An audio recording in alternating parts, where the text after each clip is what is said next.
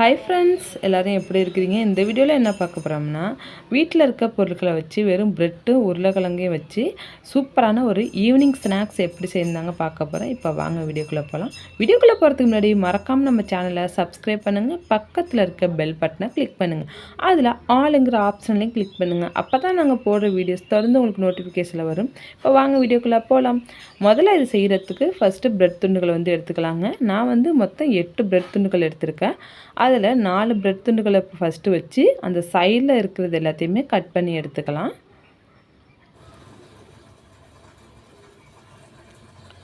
இப்போ எல்லாத்தையும் கட் பண்ணியாச்சு. இப்போது இதை 4 பீஸாக கட் பண்ணிக்கலாம்.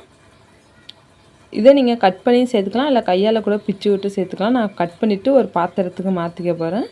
இப்போ எக்ஸ்ட்ரா இருக்க பீஸெல்லாம் நம்ம ப்ரெட் க்ரம்ஸ்க்கு யூஸ் பண்ணிக்கலாம். பாருங்கள், எல்லா துண்டுகளையும் நான் கட் பண்ணிட்டு வந்துட்டேன். இப்போ இது அப்படியே கையால் நல்லா பிசைஞ்சு விட்டுடலாம்.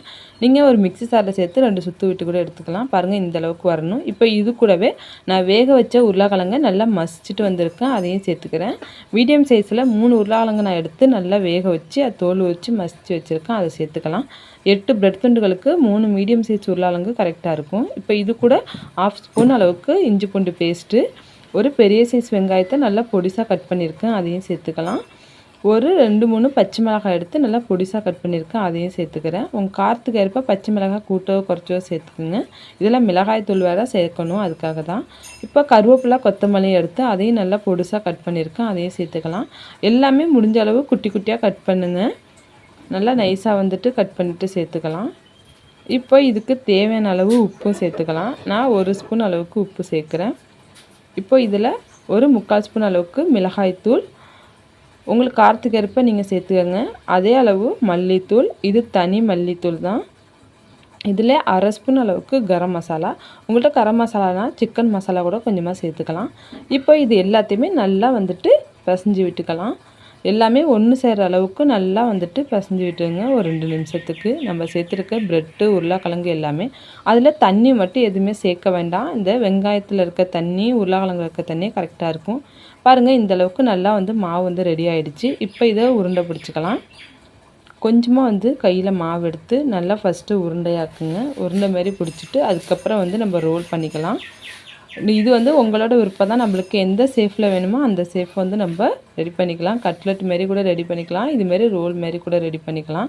நான் இதுமாரி ஷேஃபில் தான் இன்றைக்கி செய்ய போகிறேன். இப்போ இதே மாதிரி ஒன்று ஒன்றா நம்ம ரோல் பண்ணி ஃபஸ்ட்டு வச்சுக்கலாம். இப்போ நான் எல்லா மாவுமே ரோல் பண்ணிவிட்டேன். இது ஒரு பக்கம் அப்படியே இருக்கட்டும். இன்னொரு பக்கம் நம்ம எண்ணெயை காய வச்சுக்கலாம்.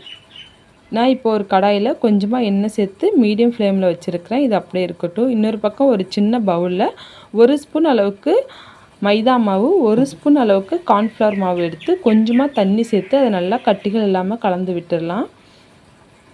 ரொம்பவும் தண்ணியாக இருக்கக்கூடாது, ரொம்பவும் கெட்டியாக இருக்கக்கூடாது. இந்த பதத்தில் தான் இருக்கணும். நல்லா அடித்து கலந்து விட்டுருங்க. பாருங்கள், இதுமாரி தான் இருக்கணும். இப்போ இது அப்படியே இருக்கட்டும். இப்போ நம்ம எண்ணெயும் சூடாகிடுச்சு, எல்லாத்தையும் பொரிச்சிக்க வேண்டியதான்.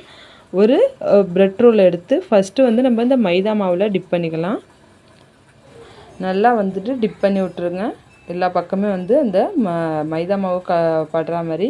இதை அப்போ அப்படியே எடுத்து நம்ம எடுத்து வச்சுருக்கிற ப்ரெட் க்ரம்ஸில் சேர்த்துக்கலாம். சேர்த்து 4 சைடும் கோட் ஆகிற மாதிரி நல்லா அதில் கலந்து விட்டுருங்க. நல்லா கலந்து விட்டு ப்ரெட் க்ரம்ஸ் நல்லா 4 பக்கமும் நல்லா கோட்டாக இருக்கணும்.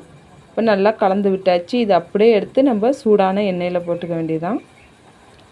எண்ணெய் மிதமான சூட்டில் தான் இருக்கணும்.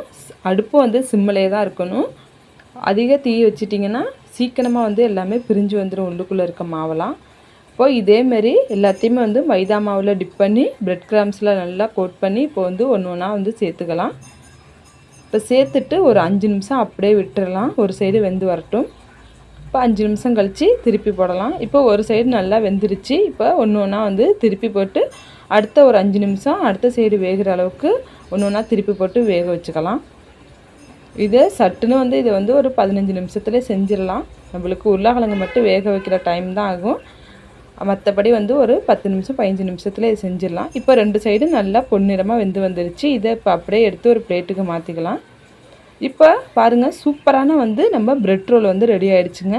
இதேமாரி டொமேட்டோ கெச்சப் வச்சு சாப்பிட்டிங்கன்னா செம்ம டேஸ்ட்டாக இருக்கும். கண்டிப்பாக இதேமாரி ஒரு டைம் வந்து குழந்தைங்களுக்கு ஈவினிங் ஸ்நாக்ஸ் செஞ்சு கொடுங்க. அப்புறம் அடிக்கடி வந்து செஞ்சு கேட்பாங்க. இதேமாதிரி செஞ்சு பார்த்துட்டு எப்படி இருந்துச்சுன்னு மறக்காமல் எனக்கு கமெண்ட் பண்ணுங்கள். அப்படியே வீடியோவுக்கு ஒரு லைக் பண்ணிவிட்டு சேனலை சப்ஸ்கிரைப் பண்ணிவிடுங்க. பக்கத்தில் இருக்க பெல் பட்டனை கிளிக் பண்ணுங்கள். நெக்ஸ்ட் வீடியோவில் பார்க்கலாம். பாய்.